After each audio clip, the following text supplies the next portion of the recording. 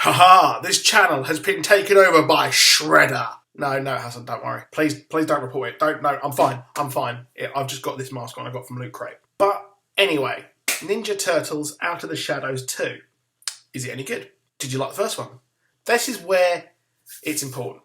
If you enjoyed the first one, you're going to love the second one because it's a hell of a lot better.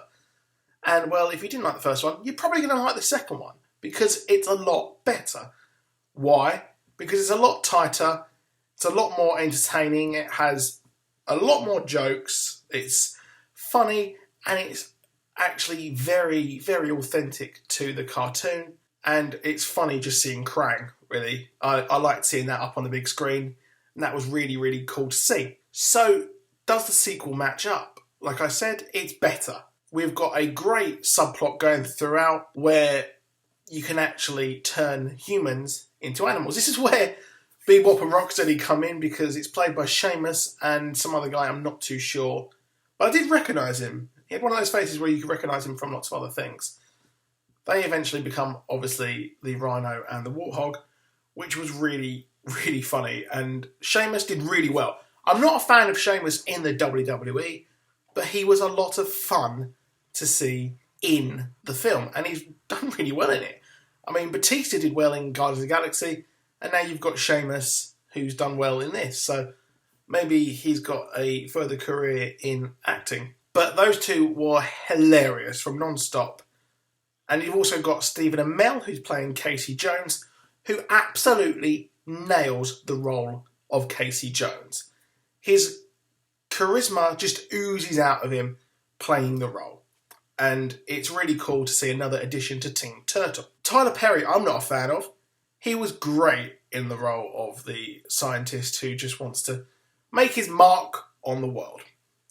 So the storyline is a bit unbelievable. It's a bit convenient how the little serum that Shredder gets, how he receives it. It's like, oh, that's convenient, isn't it? You got that easily. So that happens, and then you've got the whole Krang storyline, which you don't really see to the end. I mean, it's more Shredder. It's all Shredder all the time in the sequel, to be honest.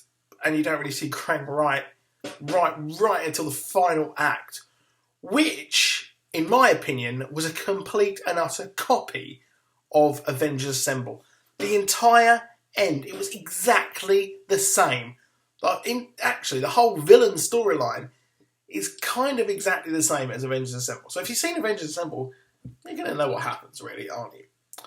So, but that doesn't distract or detract from the main film because you've got the storyline of, do the Turtles want to become human? Because they can become human, and then they're questioning who they are. If they become human, they won't be what, even in their personality, they won't be. So it's a really big kind of brotherly love, not that show, not the Lawrence family show. It's a brotherly love story of them trying to unite as a team of ninjas and also be brothers and, well, stop wanting to be human. So there we go. But I think as a whole it does work. It's very fun to watch. Now, it's not the best film in the world. It's not going to win any Oscars. It's not going to win a Palme d'Or at Cannes. But it's fun. It's just really, really fun. And I got my intelligent fix afterwards when I went to the next screen and I saw Money Monster, which was fantastic. And which also critics aren't seemingly liking either. So I've gone against the grain by liking this film and liking Money Monster. So that's the full disclosure for my opinions, really. I seem to have the opposite opinion to a lot of the critics these days. So whatever. But Turtles, it does stay authentic. It's so much fun. That's the key. The CGI is stunning. The big kind of moments from the trailer where you see them jump out of the plane, and then, well, there's a lot more in that. So for once, in the trailer, all the best things aren't actually in the trailer. They've saved some fantastic spots for the film, which is important, I think. And it is just great fun to actually see. And I'm just shocked at how amazing the CGI is. How this will hold up in a couple of years, I do not know. because obviously CGI, just look at the Star Wars prequels, they haven't held up that well compared to the original 3 films, which were all practical effects. But anyway, it'd be incredibly hard to make an actual believable turtle suit. I mean, they tried it before, and I think, I can't remember exactly when that film came out, I think it was the 90s. And, well, just look at it. To be honest, go check it out. But Ninja Turtles 2 Out of the Shadows does work. So much fun, as I keep saying. And I think that Megan Fox really has come into her own.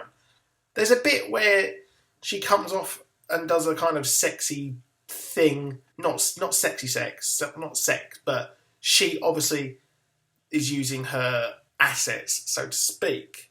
And it has me thinking, isn't this a kid's film?